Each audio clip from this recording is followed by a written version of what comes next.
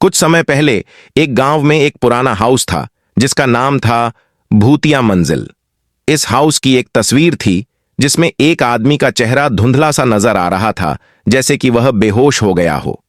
गांव के लोगों के बीच चर्चा थी कि क्या वहां वास्तव में भूतों का घर है।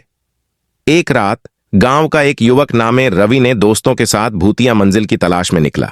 उनकी तस्वीरों में वह डर का अभाव छाया हुआ था, जैसे कि कोई उनके पीछे छिपा हो। जैसे ही वे हाउस के अंदर पहुंचे, अचानक बादल गहरे हो गए और हवा तेज हो गई।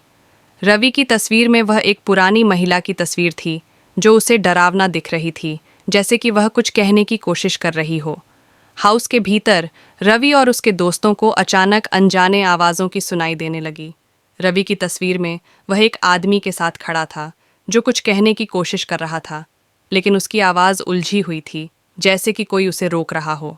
हाउस के अंदर खोजते समय उन्होंने एक पुरानी पुस्तक खोजी जो कि बताती थी कि यहाँ पहले एक राजा और उसकी पत्नी रहते थे, जिनकी तस्वीरें उनकी चेहरे पर उदासी और भयभीत दिखा रही थीं।